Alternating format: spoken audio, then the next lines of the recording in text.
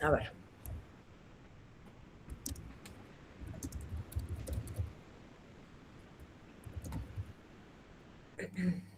Bueno, de ese mapita que veíamos, a ver, bueno, calculo que escucharé.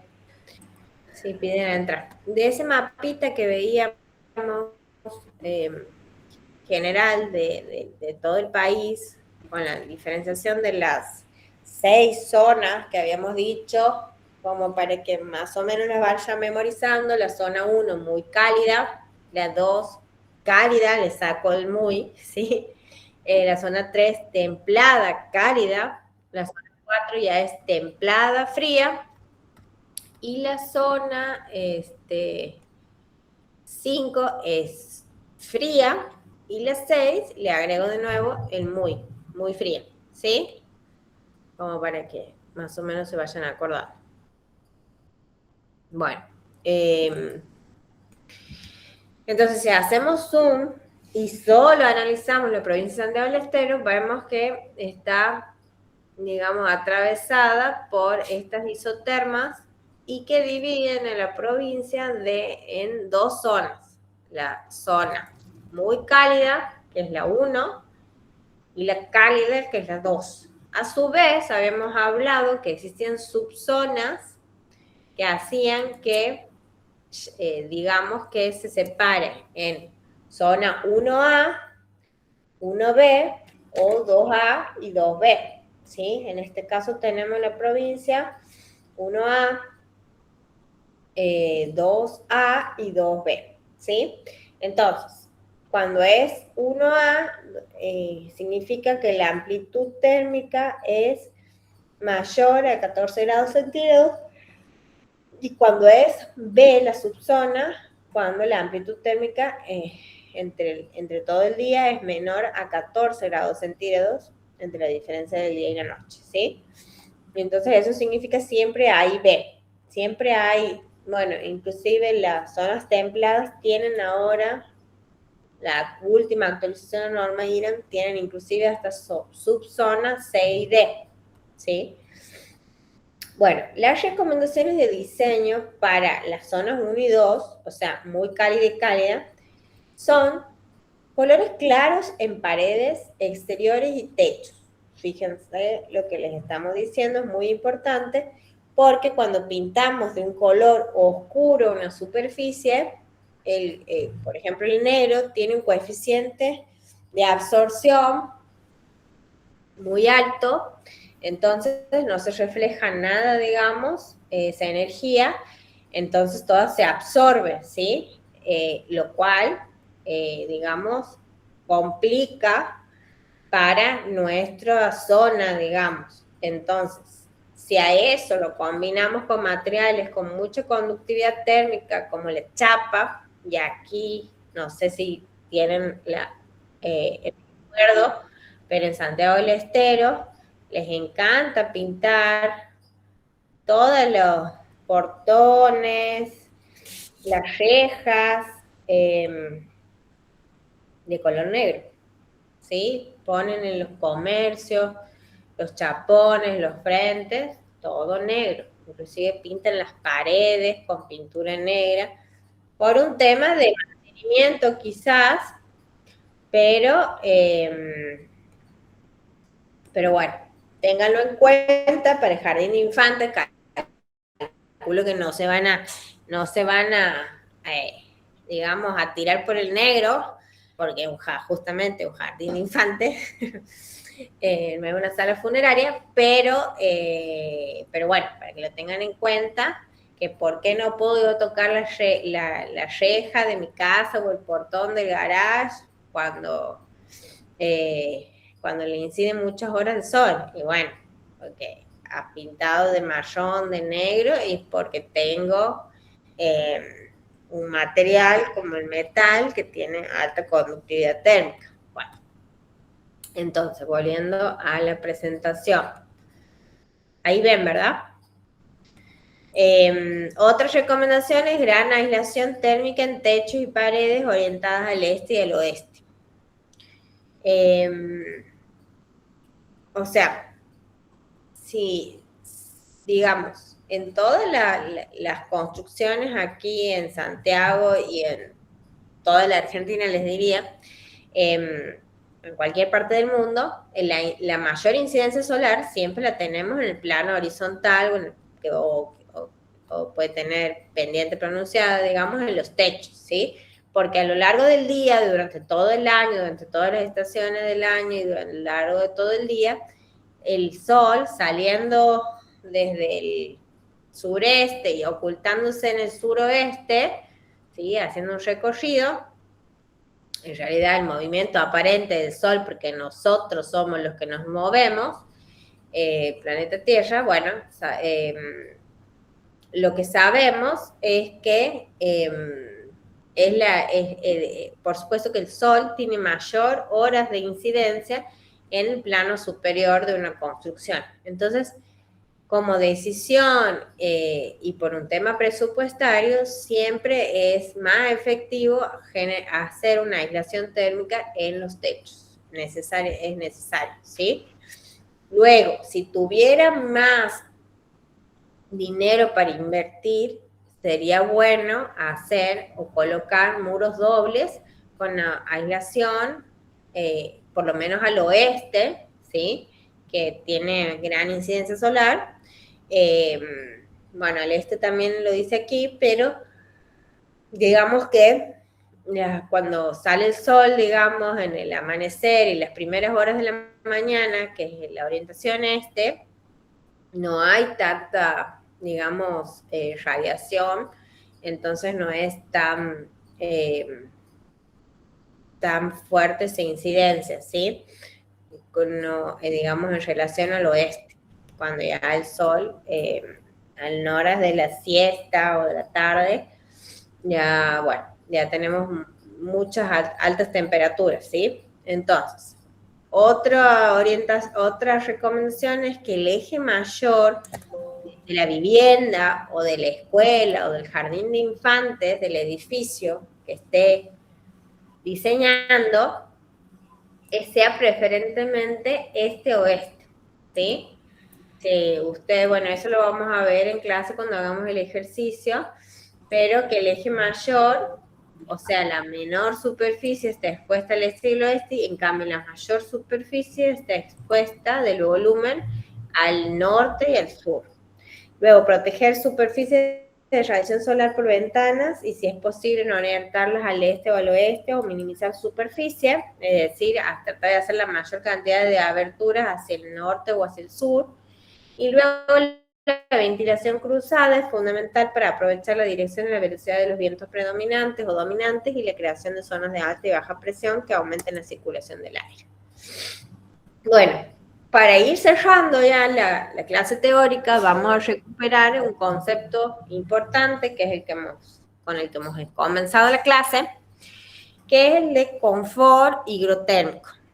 Decía confort térmico, creo, en la primera diapositiva, pero bueno, siempre el confort es higrotérmico, ¿sí? Higrotérmico es una palabra compuesta, higro, ¿sí? Y térmico, higro, no sé si le sonará, pero viene de humedad, ¿sí? Del vapor de agua contenido en el aire, y térmico viene de la temperatura del aire.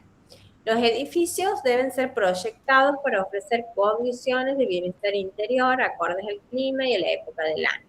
Entonces, decimos que el confort hidrotérmico son aquellas condiciones en las que las personas expresan su satisfacción con el ambiente y tienen una sensación de comodidad, es decir, que esas personas se encuentran, digamos, en bienestar dentro de ese ambiente. Hay dos tipos de parámetros que lo condicionan: lo relativo a las personas y lo independiente a las personas, ¿sí? El relativo a las personas sería el metabolismo de cada individuo, la actividad física realizada en el interior del ambiente, que no es lo mismo si estamos haciendo una actividad pasiva, como ahora que estamos sentados viendo una clase, escuchando una clase, o escribiendo, o trabajando, pero sentados en un escritorio haciendo un trabajo administrativo, a lo que es hacer una actividad física, digamos, como hacer ejercicio o moverse, como puede ser, no sé, en una escuela, en un gimnasio, ¿sí? Y también influye la cantidad de ropa que tenga esa persona, ¿sí? Eso es todo lo referido o individual a cada persona. Y los factores o parámetros independientes a las personas serían la temperatura y la humedad del aire, la velocidad también del aire y la temperatura radiante del envolvente. Bueno, después comentarles que el diseño bioclimático es una herramienta para alcanzar niveles de confort térmico y hidrotérmico que tienen su origen en el estudio de la relación del ser humano y el clima. A partir de diferentes investigaciones surgieron como herramientas climogramas o diagramas bioclimáticos o cartas bioclimáticas. Bueno, hay diversos, digamos, cartas bioclimáticas como SED, de Olshay, Shiboni y otras. En este caso, esta que está aquí, la imagen, corresponde a Shiboni, que era un arquitecto, bueno, que se dedicaba a estudiar el clima y que ha diseñado este tipo de cartas para determinar estrategias bioclimáticas a adoptar en función de las condiciones hidrotérmicas del edificio en una determinada época del año. Entonces, aquí en este eje se encuentran las temperaturas, ¿sí? Las curvas, perdón, son los porcentajes de humedad relativa, va del 10, 20, 30, 40, 50, 60, 70, 80, del 100%, ¿sí? Y es cuando ya hay condensación. Entonces tenemos desde menor humedad relativa a mayor humedad relativa. Normalmente la zona de confort se encuentra entre las curvas del 20% de humedad relativa y el 80% de humedad relativa. Y se considera dos zonas de confort, un rango, digamos, para verano y un rango para invierno. Normalmente para invierno es entre 18 grados, 18 y 22 grados centígrados, y para verano aproximadamente entre 22 y 27 grados, ¿sí? Bueno, sí, ya les había dicho, y entre qué porcentaje de humedad relativa, siempre entre el 20 y el 80%.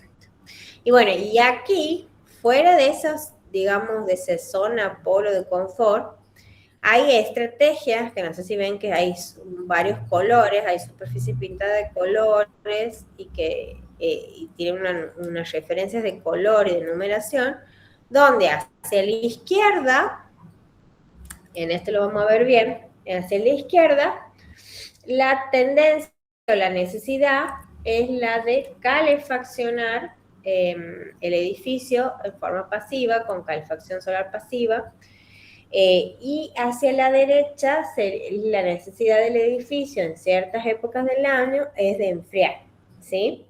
Hacia arriba deshumectar, hacia abajo humectar, porque si se acuerdan, aquí estaban las mayores curvas de porcentaje de humedad relativa, por lo tanto, recuerden que cuando hay mucho calor, o sea, hasta alta temperatura, mejor dicho, o baja la temperatura, y cuando hay mayor porcentaje de humedad, como que esa sensación tanto de frío y de calor se acrecienta cuando hay mayor porcentaje de humedad relativa.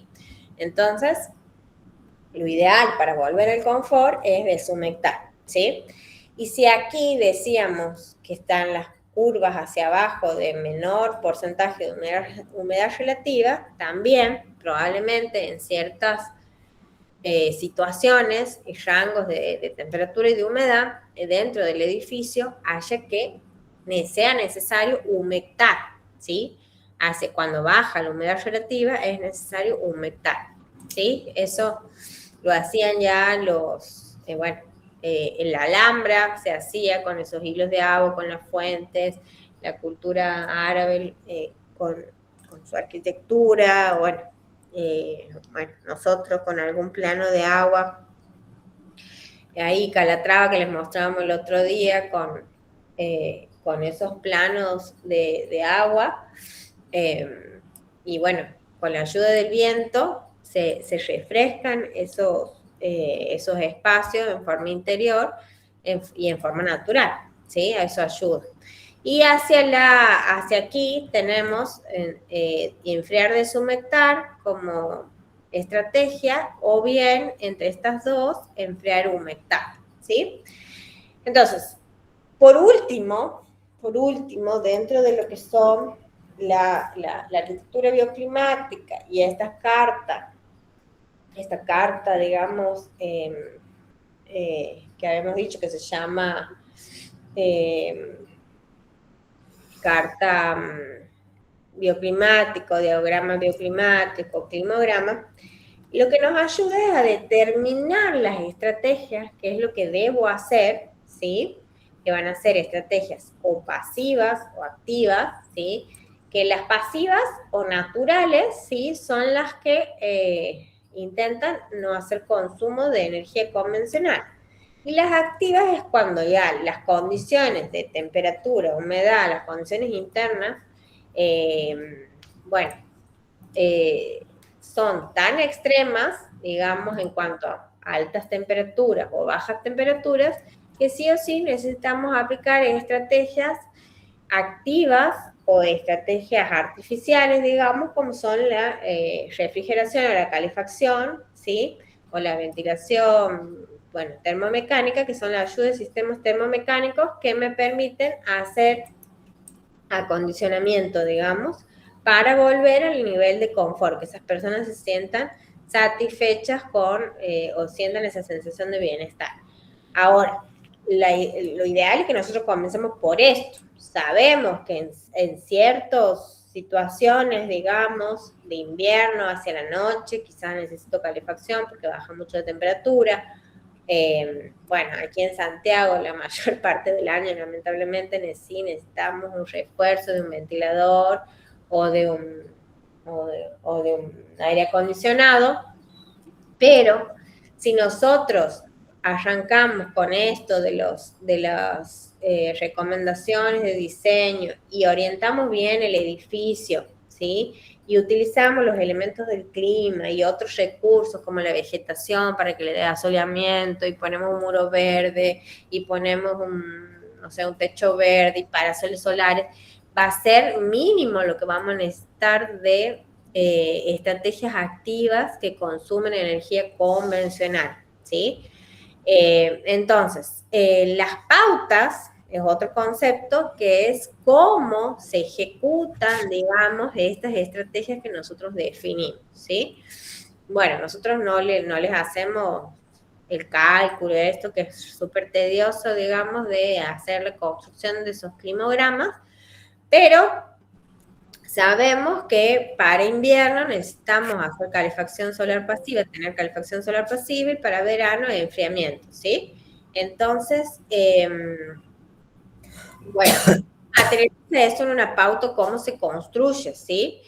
Si quiero enfriar, voy a orientar las fachadas de la mayor longitud del edificio en la dirección dominante o predominante, ¿sí? Y voy a ubicar las aberturas de esa manera, en forma inteligente, para que haya mayor barrido y mayor renovación de aire, ¿sí? Tanto en planta como en corte, lo están viendo aquí, o una ventana baja y otra alta, ¿sí? Para que haya lo que se llama no solo ventilación cruzada o bilateral, sino también con efecto chimenea, ¿sí? Después, si necesito, por ejemplo, esto sería en verano o en zonas muy, muy cálidas, ¿sí? La mayor parte del año, y para invierno o en zonas muy frías, la mayor parte del año, necesito calefacción solar pasiva, ¿sí? Donde voy a usar como pautas, orientar la fachada de la mayor longitud, como les decía en la diapositiva anterior, hacia las orientaciones de mayor incidencia solar, o sea, el este y el oeste, de manera que la mayor superficie, por ejemplo, aquí en un rectángulo, esté orientada al norte y al sur, porque el norte sabemos que es en el hemisferio sur, o el sur en el hemisferio norte, es la orientación que, bueno, en la que se puede controlar el asoleamiento con galerías, con parasoles, de una manera más fácil, digamos. No quiere decir que para el este y el oeste no se puede controlar. Si podemos poner pantalla vegetal, natural, generar sombra, digamos, protegiendo estas, digamos, orientaciones que son desfavorables en cuanto a la radiación solar. Tenemos que tratar de, no es que no vamos a poner aberturas, pero en lo posible minimizarlas, o sea, si podemos no ponerlas, perfecto, por las visuales o por la orientación, pero bueno, muchas veces el terreno que nos toca y tiene cierta orientación, entonces sí o sí tenemos que hacer aberturas al este y al oeste, entonces vamos a tener que diseñar las protecciones solares adecuadas a esas orientaciones, que normalmente son parasoles, que no solamente tienen planos horizontales, sino también lamas verticales, ¿sí? Entonces, bueno, eso. Bueno, esto, desventilación. Estos son, bueno, esto también lo ven en la norma IRA, también lo pueden encontrar, que son las recomendaciones del auxiliamiento y una evaluación de las orientaciones con protección solar necesaria, o que tienen que recibir al menos 2 horas de sol, o cuáles son las orientaciones favorables y óptimas, ¿sí?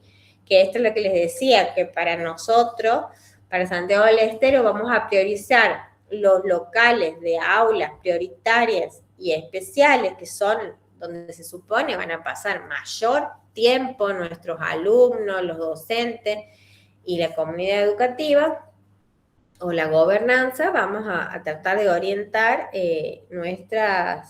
esas áreas a estas orientaciones que son las más favorables, ¿sí?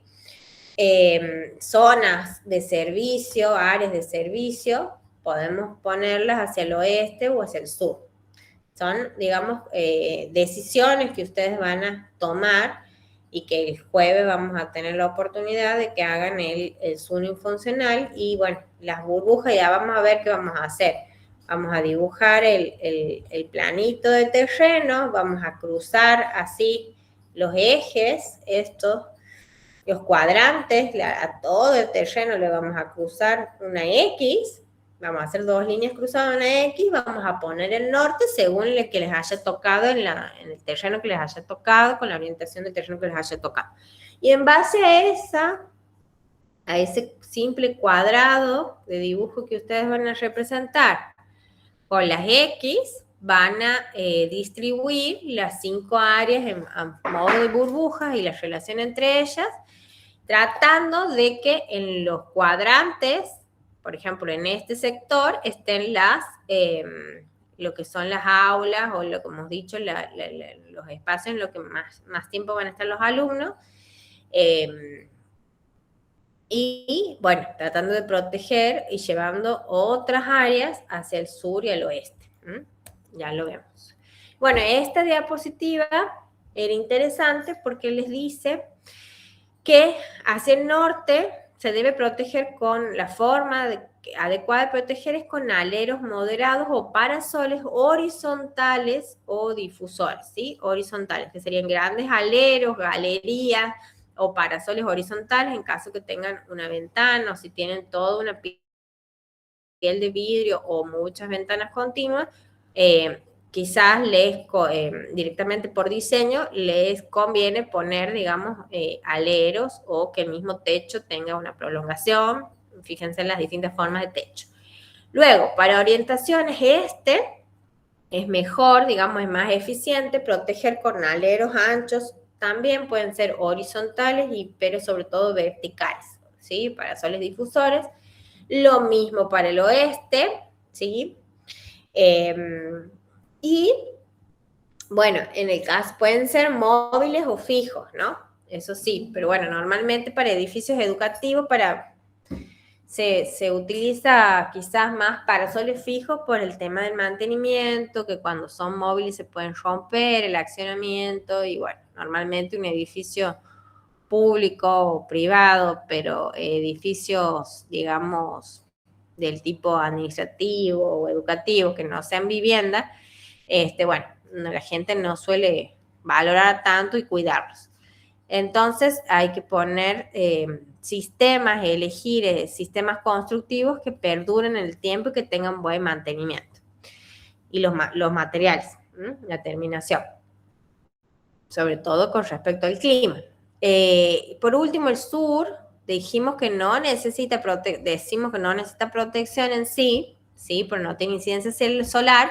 Sí, hasta el sureste y el suroeste, hasta ahí sí se necesita proteger, preferentemente con aleros verticales, ¿sí? Pero bueno, sabemos que la orientación de los vientos dominantes, predominantes en Santiago viene desde el sur, y si nosotros dejamos una abertura, o sea, una ventana, una carpintería, una puerta orientada al sur, seguro que me entra agua, ¿sí? Por la orientación del viento y de la lluvia. Entonces, normalmente, por más que no se necesite proteger por asoleamiento, por el tema de lluvia y para el mantenimiento de esas aberturas, por más que sean de aluminio, que tengan alta resistencia, digamos, o el mantenimiento, y más sobre todo si son de hierro, si son de chapa o si son de madera, es muy importante poner aleros y protección o galería, lo que fuera, como para tener eso. Bueno, esto era una pequeña clasificación de protecciones solares, que es un poco lo que se les había presentado en la diapositiva anterior, pero como más completa, que se podían clasificar las protecciones solares si estaban en el interior o en el exterior, o sobre el vidrio, ¿sí? Porque se suelen poner películas, digamos, que sean reflejantes, o algún tratamiento del vidrio. Las protecciones externas se dice que son más eficientes, ya que bloquean la radiación solar antes de que ingrese. Eso para que lo tengan en cuenta, porque por ahí uno suele... Bueno, justamente aquí se han diseñado muchos edificios con piel de vidrio y se terminó poniendo muchísimo cortina blackout en el interior, porque bueno, porque era muchísima la incidencia solar, pero para que lo tengan en cuenta, no solo es necesario quizás la cortina, o sea, con la cortina no solucionamos nada en realidad, más que el tema de la iluminación o el deslumbramiento, pero el tema de la energía y la radiación solar, digamos, ya ha ingresado el calor, la energía calórica, entonces siempre es mejor poner la protección en forma exterior para que sea eficiente, ¿sí? Bueno, y esto que ya les había comentado o les había adelantado, el tema de que se clasifica en móviles o en fijas, ¿sí? Estas serían las móviles de aluminio, las que pueden ser verticales así o horizontales, que se cierran o se abren, o fijas también de aluminio, o fijas de hormigón armado, ¿sí? Las fijas no contemplan situaciones climáticas diferentes y las móviles dependen del usuario para su mantenimiento y regulación. Bueno, todo tiene su pro y su contra. Bueno, no se han dormido todavía, ¿no? Ya termino. Estos son más bien ejemplos gráficos, ¿sí? De qué es lo que ustedes después, digamos. Esto es como cuando ahora van a empezar diseñando en 2D, digamos, en planta. Después van a pensar un poco, van a hacer algún croquis, van a pensar un poco más la volumetría del edificio, van a pasar de un croquis preliminar a un anteproyecto, y bueno, ya se tienen que ir imaginando un poco el tratamiento de las fachadas y el techo, que es una quinta fachada, se le llama la quinta fachada, también en sí imaginarse si va a tener, si no se lo va a ver al techo porque quieren que sea como una arquitectura de volumetría pura, no sé, cubos, intercepción de cubo, de prisma, o si van a ser, o si el techo va a tener, digamos, una impronta sobre la forma, y que va a sobresalir con ciertos aleros o con curvas, pero bueno, siempre fijarse que lo que les vamos a pedir es que cuando diseñen las aberturas siempre van a tener que pensar en protecciones solares y que pueden ser diferentes para las distintas orientaciones, deben ser diferentes porque ya hemos visto que para que sean más eficientes tienen que ser diferentes, horizontales hacia el norte, verticales hacia el este, oeste y hasta el noreste y noroeste, pero también lo que va generando esto es una suerte de ritmo en la fachada, ¿sí? Fíjense, Y bueno, y si son a su vez parasoles que son móviles o fijos, va a suceder que a lo largo del día, digamos, esta fachada va a ir cambiando. Entonces, eso le da mucha riqueza al diseño, ¿sí? Bueno, y después pautas del tema de iluminación natural es importante porque si nosotros decimos que queremos hacer que este edificio sea eficiente y que consuma la menor cantidad de energía, tanto para verano como para invierno, para refrigerar o para calefaccionar, o sea, disminuir el consumo de energía convencional, también tenemos que pensar en que si bien ahora la tecnología es LED para iluminar en forma artificial y no tiene alto consumo o mucha incidencia de consumo de energía, el tema de la iluminación natural, ¿sí? Es importante, digamos, pensarla también de una manera inteligente para que utilicemos el menor porcentaje de iluminación artificial como complemento en sí. ¿Ah? Entonces, sabemos que muchas veces cuando, bueno, se acordarán ustedes de haber estado algunas mañanas en un aula y si el aula está orientada al este, eso le genera deslumbramiento porque el sol está, después del amanecer, digamos, en las primeras horas de la mañana, está incidiendo hacia el este, entonces si justo la tira de aula la colocan hacia el este, tienen que tener en cuenta, bueno, eso, de controlar el tema de la iluminación y la radiación y de ver, bueno, la mancha de la iluminación natural que normalmente siempre se queda concentrada en las filas que están cerca de las ventanas o de los aventanamientos y las otras filas de bancos o asientos, bueno, y ahí digamos, sombra y esas sobre todo necesitan el aporte de la iluminación artificial. Entonces también pueden combinar ustedes, sobre todo en galerías o en circulaciones, lo que es la iluminación cenital, ¿sí? Como hacer estos movimientos en los techos para que ingrese con lucarnas, para que ingrese iluminación a través de los techos, de paso también ventilación, luz y aire.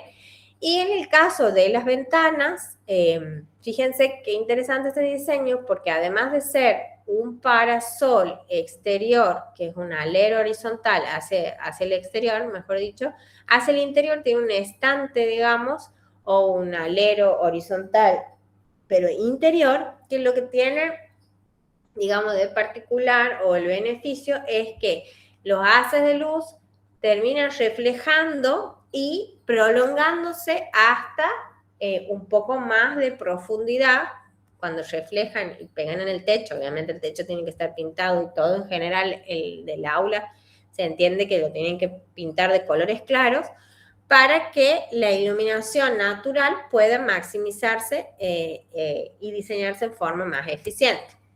Entonces, bueno, aquí ven ejemplos de esos diseños con esos estantes y que no, lamentablemente, bueno, los edificios que nosotros conocemos de edificios educativos no utilizan estos recursos, por lo tanto, si no tienen estos estantes, la iluminación ingresa y, bueno, ingresa hasta cierto, digamos, ancho, como ven, bueno, aquí ya mejora al tener el estante, pero si no tuviera el estante, sería menor la mancha de iluminación natural, ¿sí?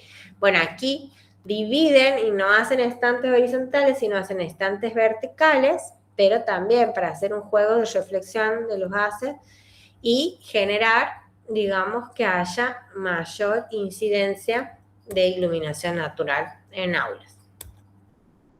Entonces, un uso más sustentable de la iluminación natural o de la luz natural es utilizarla para justamente iluminar. Bueno, parece un absurdo, pero normalmente no se estudia estas cuestiones, digamos, y se termina diseñando espacios lúgubres para estudiar o para trabajar, donde pasamos lamentablemente muchas horas del día y por ahí no sabemos si llueve, si está nublado, si es de día, si es de noche, porque bueno, estamos, digamos, en espacios mal diseñados en ese sentido.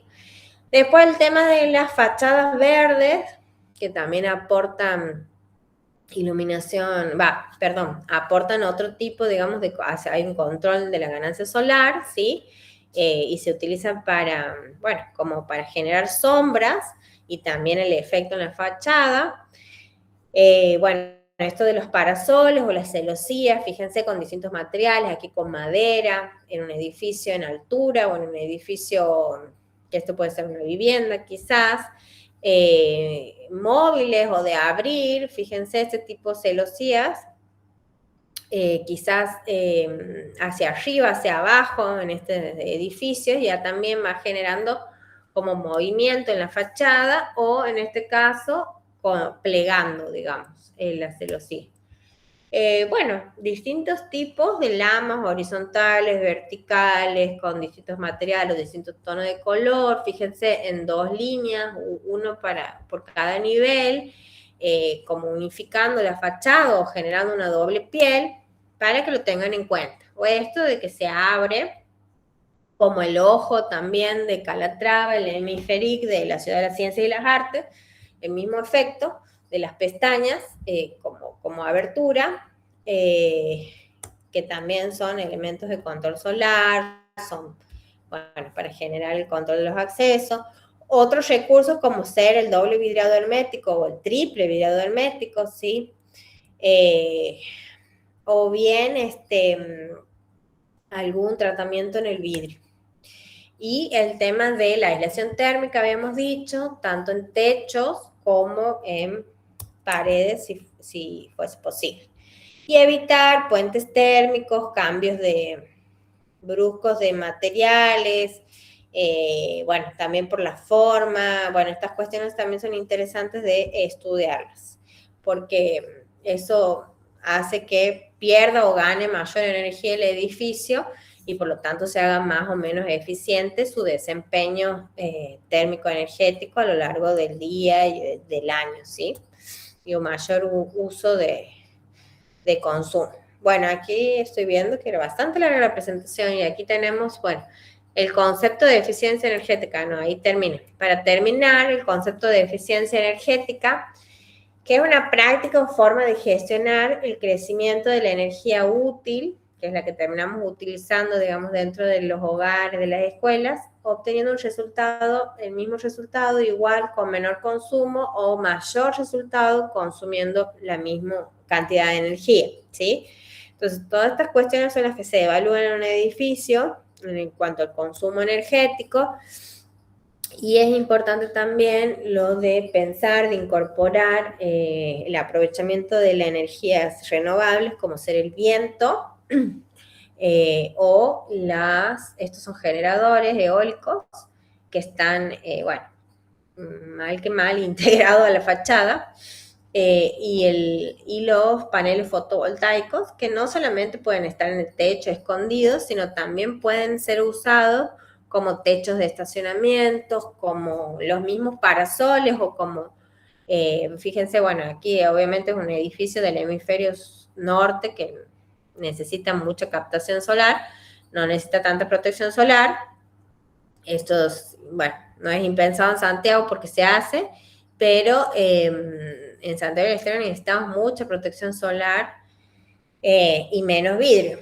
Entonces también podemos pensar de incorporar paneles fotovoltaicos en la fachada, ¿sí? Como protección solar, como alero, como marquesina, como destacando los accesos. Bueno, todas estas cuestiones eran para que sea como una clase disruptiva, les abra la cabeza y vayan pensando en qué criterios o cuestiones tienen que aplicar en el diseño del edificio. Por supuesto que, como les decimos, vamos a ir haciendo el trabajo progresivo y de a poco. Bueno, muchas gracias y el jueves nos encontramos. Dejo de presentar.